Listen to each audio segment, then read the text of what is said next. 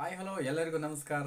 ರೈತ ಬಂದವರೇ, ಅಶೋಕ್ ಅಗ್ರಿ ಸ್ಟುಡಿಯೋಗೆ ಸ್ವಾಗತ. ಮುಖ್ಯವಾಗಿ ಹೈನು ಪ್ರಿಯರಿಗೆ ಈ ವಿಡಿಯೋಗೆ ಸ್ವಾಗತ ಮಾಡ್ತಾ ಇದ್ದೀನಿ. ಯಾಕೆ ಅಂತಂದರೆ ಹೈನು ಪ್ರಿಯರು ಪ್ರಸ್ತುತ ಸಂದರ್ಭದಲ್ಲಿ ಆಗ್ತಕ್ಕಂತಹ ಒಂದು ಮುಖ್ಯವಾದಂತಹ ಡಿಸೀಸಸ್ ರೋಗ ಏನು ಅಂತಂದರೆ FMD, foot and mouth diseases.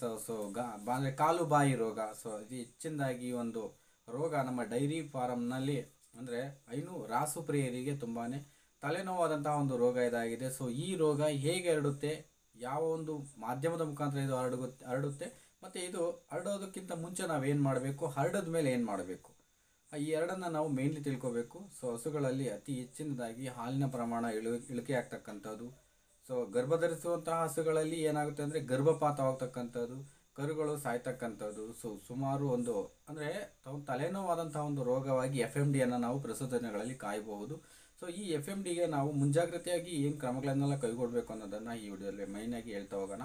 ಮುಖ್ಯವಾಗಿ FMD ಇದು ಯಾವುದರಿಂದ ಬರುತ್ತೆ ಅಂದರೆ ಇದು ವೈರಸ್ನಿಂದ ಬರುವಂಥ ಒಂದು ರೋಗವಾಗಿದೆ. ಅಂದರೆ ವೈರಸ್ನಿಂದ ಬರುವಂಥ ಇದು ವೈರಲ್ ಒಂದು ರೋಗ. ಅಂದರೆ ತುಂಬಾ ಬೇಗ ಫಾಸ್ಟೆಸ್ಟ್ ವೈರಲ್ ರೋಗ. ಇದು ಹೆಚ್ಚಿನದಾಗಿ ವೇಗವಾಗಿ ಹರಡುವಂತಹ ರೋಗ ಇದು. ಆ ಒಂದು ಕಾರಣಕ್ಕಾಗಿ ಇದನ್ನು ಯಾವ ಒಂದು ಮಾಧ್ಯಮ ಮುಖಾಂತರ ಹರಡುತ್ತೆ ಅನ್ನೋದಾದರೆ ಹೆಚ್ಚಿನದಾಗಿ ಇದು ಫಾಸ್ಟಾಗಿ ಹರಡೋದಕ್ಕೆ ಕಾರಣ ಅಂತ ಅಂದರೆ ಗಾಳಿ ಮುಖಾಂತರ ಈ ಒಂದು ವೈರಸ್ಸು ಬೇಗನೆ ಹರಡುತ್ತೆ. ಕೆಲವೊಂದು ತತ್ವ ಅಂದರೆ ಪರಿಣಿತರ ಪ್ರಕಾರ ಅವ್ರು ಏನು ಹೇಳ್ತಾರೆ ಅಂದರೆ ಈ ರೋಗದ ಒಂದು ವೈರಸ್ಸು 60 ಕಿಲೋಮೀಟರ್ ಸಂಚಾರ ಮಾಡುವಂಥ ಒಂದು ಅಂದರೆ ಗಾಳಿಯಲ್ಲಿ ಸಂಚಾರ ಮಾಡುವಂಥ ಕೆಪಾಸಿಟಿ ಇರುತ್ತೆ ಅನ್ನೋದನ್ನು ಹೇಳ್ತಾರೆ. ಈ ಒಂದು ಕೆಪಾಸಿಟಿಯನ್ನು ನೋಡಿಕೊಂಡ್ರೆ ಆ ರೋಗದ ಒಂದು ಭಯಂಕರತೆ ಎಷ್ಟಿರುತ್ತೆ ಅನ್ನೋದನ್ನು ನೀವು ಆಲೋಚನೆ ಮಾಡಬೇಕಾಗಿರುತ್ತೆ. ಹಾಗೆಯೇ ಇದು ಜೊಲ್ಲಿನ ಮುಖಾಂತರ ಹಸುವಿಗೆ ಆ ರೋಗ ಅಟ್ಯಾಕ್ ಆದ ನಂತರ ಆ ಒಂದು ಹಸುವಿನ ಬಾಯಲ್ಲಿ ಅಥವಾ ಎಮ್ಮೆಯ ಬಾಯಲ್ಲಿ ಜೊಲ್ಲು ಸುರಿಸುತ್ತೆ. ಆ ಜೊಲ್ಲಿನ ಮುಖಾಂತರ ಸಹ ಈಗ ಆ ಜೊಲ್ಲು ಸುರಿದಂಥ ಪ್ರದೇಶದಲ್ಲಿ ಅಥವಾ ಹುಲ್ಲು ಇನ್ನೊಂದು ಕಡೆನ ಬಿದ್ದಾಗ ಅದೇ ಹುಲ್ಲನ್ನು ರೋಗ ಅಂದರೆ ವೈರಸ್ ರಹಿತವಾದಂತಹ ಒಂದು ಹಸು ತಿಂದಾಗ ಖಂಡಿತವಾಗಿಯೂ ಆ ಒಂದು ಹಸುವಿಗೂ ಸಹ ಈ ಒಂದು ವೈರಸ್ ಅಟ್ಯಾಕ್ ಆಗುತ್ತೆ. ಅಟ್ಯಾಕ್ ಆಗಿಬಿಟ್ಟು ಆ ಒಂದು ರೋಗಕ್ಕೆ ತುತ್ತಾಗುತ್ತೆ ಅನ್ನೋದನ್ನು ನೋಡ್ಬೋದು. ಆ ಒಂದು ಜೊಲ್ಲಿನ ಮುಖಾಂತರವೂ ತುತ್ತಾಗುತ್ತೆ. ಇಷ್ಟೆಲ್ಲ ಆದಾಗ ಅಂದರೆ ಇವೆರಡರಿಂದಲೂ ಸಹ ವೈರಸ್ ಅನ್ನೋದು ಬೇಗನೆ ಹರಡುತ್ತೆ. ಆದರೆ ಇದರ ಒಂದು ಲಕ್ಷಣಗಳು ಯಾವ ರೀತಿ ಇರುತ್ತೆ ಅನ್ನೋದನ್ನು ನೋಡೋದಾದರೆ ಮೇಯ್ನ್ಲಿ ಫಸ್ಟ್ ಜ್ವರದಿಂದ ಸ್ಟಾರ್ಟ್ ಆಗುತ್ತೆ.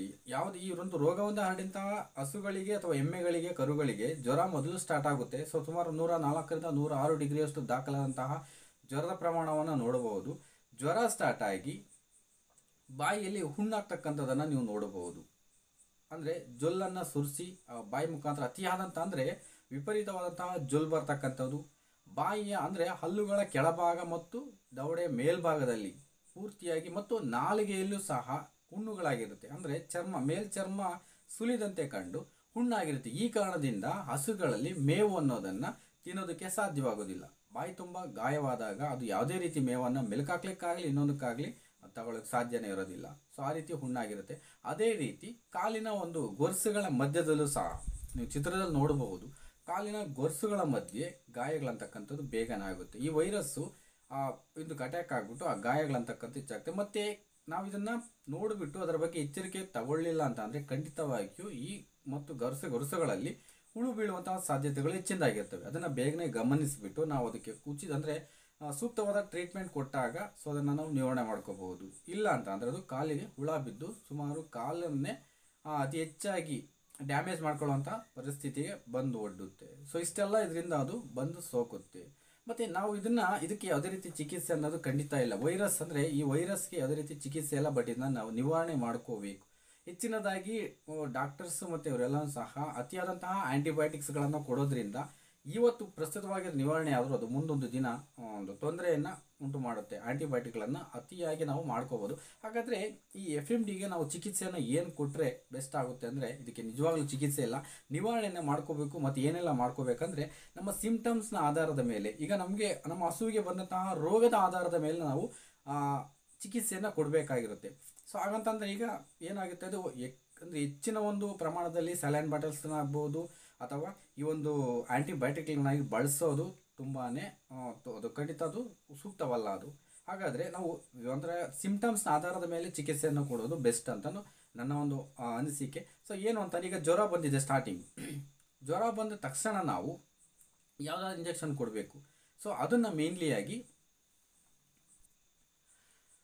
ಜ್ವರ ಬಂದಂಥ ಸಂದರ್ಭದಲ್ಲಿ ಒಂದು ಮುಖ್ಯವಾಗಿ ನಾವು ಕೊಡ್ತಕ್ಕಂಥ ಇಂಜೆಕ್ಷನ್ನು ಮೆಲಾಕ್ಸಿನ್ ಇಂಜೆಕ್ಷನ್ನು. ಖಂಡಿತ ಇದು ಬೇಗನೆ ವಾಸಿ ಆಗ್ತಕ್ಕಂಥದ್ದು ಮೆಲಾಕ್ಸಿನ್ನು. ಈ ಮೆಲಾಕ್ಸಿನನ್ನು ಕೊಟ್ಟಾಗ ಆ ಜ್ವರದ ಒಂದು ನಿವಾರಣೆಯನ್ನು ಮಾಡ್ಕೋಬಹುದು. ಅದೇ ರೀತಿ ಈಗ ಬಾಯಿಯಲ್ಲಿ ಹುಣ್ಣಾಗಿದೆ, ಆ ಬಾಯಿಯ ಹುಣ್ಣಿಗೆ ನಾವು ಏನು ಮಾಡಬೇಕು, ಕಾಲಲ್ಲಿ ಹುಣ್ಣಾಗಿದೆ, ಕಾಲಿನ ಹುಣ್ಣಿಗೆ ಏನು ಮಾಡಬೇಕು ಅಂತಂದರೆ ಮುಖ್ಯವಾಗಿ ನಾವು ಪೊಟ್ಯಾಷಿಯಂ ಪರಮಾಂಗನೇಟನ್ನು ತೆಗೆದುಕೊಂಡು ಆ ನೀರಿಗೆ ಹಾಕಿ ಆ ನೀರಿನಿಂದ ಅದನ್ನು ಶುಚಿಯಾಗೊಳಿಸಿಬಿಟ್ಟು ಕಾಲಿನಲ್ಲಿರ್ತಕ್ಕಂತಹ ಗಾಯವನ್ನಾಗ್ಬೋದು, ಬಾಯಿನಲ್ಲಾಗಿರ್ತಕ್ಕಂಥ ಗಾಯವನ್ನಾಗ್ಬೋದು, ಸೊ ಅದಕ್ಕೆ ಶುಚಿಯಾಗಿ ಕ್ಲೀನ್ ಮಾಡಿಬಿಟ್ಟು ಪೊಟ್ಯಾಷಿಯಂ ಪರಮಾಂಗನೇಟಿಂದ ಕ್ಲೀನ್ ಮಾಡಿದ್ರೆ ಸೊ ಯಾವುದೇ ರೀತಿಯ ಸೂಕ್ಷ್ಮಾಣು ಜೀವಿಗಳಲ್ಲಿ ಸುಳಿಯೋದಿಲ್ಲ. ಸೊ ಆ ರೀತಿ ಕ್ಲೀನ್ ಮಾಡಿಕೊಂಡು ಯಾವುದೇ ರೀತಿ ಉಳಿದ್ರೂ ಸಹ ಅದು ಸತ್ತೋಗುತ್ತೆ. ಕ್ಲೀನ್ ಮಾಡಿಕೊಂಡು ಅದಕ್ಕೆ ನಾವು ಹಿಮ್ಯಾಕ್ಸ್ ಆಯಿಂಟ್ಮೆಂಟನ್ನು ಕೊಡಬಹುದು. ಕಾಲಿನ ಒಂದು ಬೆರಳ ಸಂದಿ ಅಂದರೆ ಗೊರಸು ಸಂಧಿಯಲ್ಲಿ ಆಗಿರ್ತಕ್ಕಂತಹ ಗಾಯಕ್ಕೆ ನಾವು ಹಿಮ್ಯಾಕ್ಸನ್ನು ಹಚ್ಬೋದು. ಹಾಗಾದರೆ ಬಾಯಲ್ಲಿರ್ತಕ್ಕಂತಹ ಆ ಹುಣ್ಣಿಗೆ ನಾವು ನಾಲ್ಗೆಯಲ್ಲಾಗಿರ್ತಕ್ಕಂಥ ಹುಣ್ಣಿಗೆ ನಾವು ಯಾವ ರೀತಿ ಟ್ರೀಟ್ಮೆಂಟ್ ಕೊಡಬೇಕು ಅಂದರೆ ನಾವು ಈ ಕ್ಯಾರಮ್ ಬೋರ್ಡಲ್ಲಿ ಆಗ್ತಕ್ಕಂಥ ಒಂದು ಪೌಡ್ರ್ ಬರುತ್ತೆ. ಸೊ ಆ ಒಂದು ಪೌಡರನ್ನು ನೀವು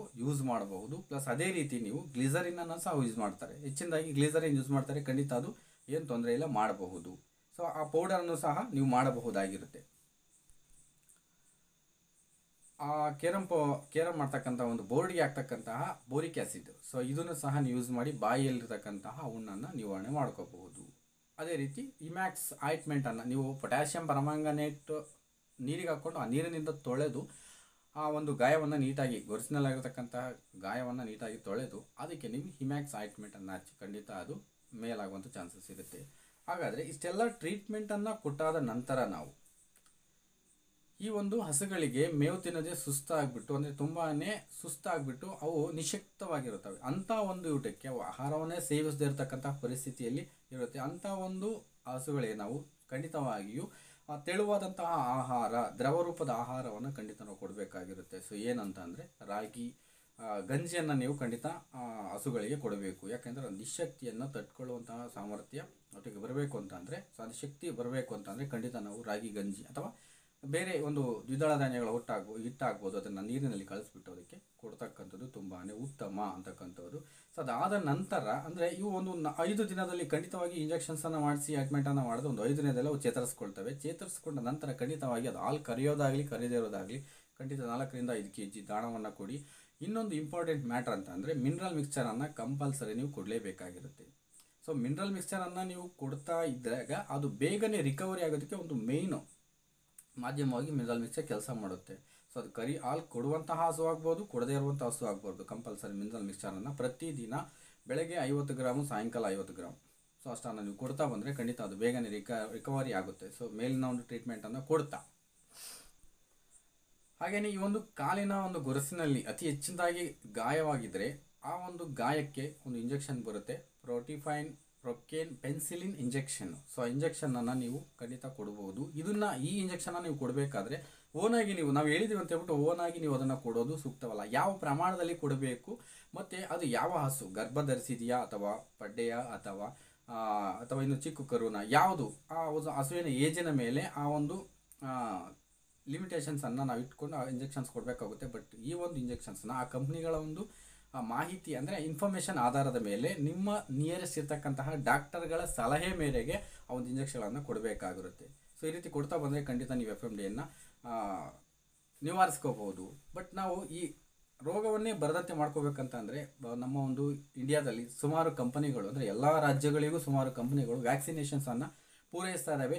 ಸೊ ಸುಮಾರು ವ್ಯಾಕ್ಸಿನೇಷನ್ಸ್ ಇದ್ದಾವೆ. ನಿಮ್ಮ ನಿಯರೆಸ್ಟ್ ಯಾವ್ದು ಸಿಗುತ್ತೆ ಅನ್ನೋದನ್ನು ಹತ್ತಿರದ ಡಾಕ್ಟ್ರನ್ನ ವಿಚಾರಿಸ್ಕೊಳ್ಳಿ, ಖಂಡಿತ ಎಲ್ಲ ಸಿಗ್ತವೆ. ಶ್ರೀರಕ್ಷಾ ಅನ್ನಕ್ಕಂಥ ಒಂದಿದೆ.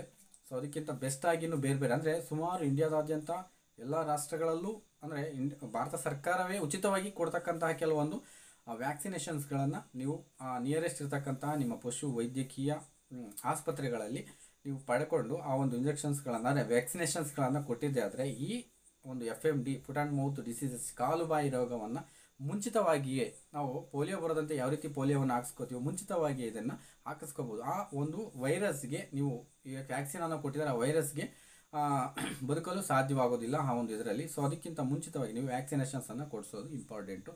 ಸೊ ಈ ವ್ಯಾಕ್ಸಿನೇಷನ್ಸ್ಗೆ ನೀವು ನಿಮ್ಮ ನಿಯರೆಸ್ಟ್ ಇರತಕ್ಕಂತಹ ಪಶು ಆಸ್ಪತ್ರೆಗೆ ಆ ಒಂದು ಸರ್ಕಾರಿ ಡಾಕ್ಟರ್ಗಳನ್ನು ಕೇಳಿದರೆ ಉಚಿತವಾಗಿಯೇ ಕೊಡ್ತಾರೆ. ಸೊ ಅದನ್ನು ಕೊಟ್ಟು ನಿಮ್ಮ ಹಸುಗಳ ಮತ್ತು ನಿಮ್ಮ ಡೈರಿ ಫಾರ್ಮ್ಗಳಲ್ಲಿ ಈ FMDಯನ್ನು ಕಂಟ್ರೋಲ್ ಮಾಡ್ತೀರಾ ಅಂತ ಹೇಳ್ತಾ ವಿಡಿಯೋನ ಎಂಡ್ ಮಾಡ್ತಾ ಇದ್ದೀನಿ. ಯಾರಿಗೆಲ್ಲ ಈ ಒಂದು ವಿಷಯ ಓಕೆ ಇಂಟ್ರೆಸ್ಟಿಂಗ್ ಇದೆ, ನಮಗೆ ಉಪಯೋಗ ಆಗಿದೆ ಅನ್ನೋರು ಸೊ ಖಂಡಿತ ಒಂದು ಲೈಕ್ ಮಾಡಿ ಈ ವಿಡಿಯೋನ. ಯಾಕೆ ಅಂತಂದರೆ ಈ ನೀವು ಲೈಕ್ ಮಾಡೋದ್ರಿಂದ ನಿಮ್ಮಂಥ ಒಂದು ಕೆಲವೊಂದು ಅಂದರೆ ಸುಮಾರು ಜನ ಅನುಭವಸ್ಥರು ಈ ವಿಡಿಯೋನ ನೋಡ್ತಾ ಇರಬಹುದು, ನಿಮಗೆ ಉಪಯೋಗವಾಗ್ತಿದ್ರು ಸಹ ಸೊ ಸಾಕಷ್ಟು ಜನ ಅನುಭವವಿಲ್ಲದಿರ್ತಕ್ಕಂಥವ್ರಿಗೂ ಸಹ ಈ ವಿಡಿಯೋ ಉಪಯೋಗ ಆಗುತ್ತೆ ಅನ್ನೋದು ನನ್ನ ಒಂದು ಆಸೆ. ಸೊ ಆ ಉದ್ದೇಶಕ್ಕೋಸ್ಕರ ಸೊ ಯಾರೆಲ್ಲ ವಿಡಿಯೋ ನೋಡ್ತಾ ಇದ್ದಾರೆ ನಿಮ್ಗೆ ಇಷ್ಟ ಆಗಿದೆ ಅಂತ ಅಂದ್ಕೊಂಡು ಸೊ ಅವ್ರಿಗೆ ಲೈಕ್ ಮಾಡಿ ಅಂತ ಹೇಳ್ತಾ ವಿಡಿಯೋನ ಎಂಡ್ ಮಾಡ್ತಾ ಇದ್ದೀನಿ. Thank you so much.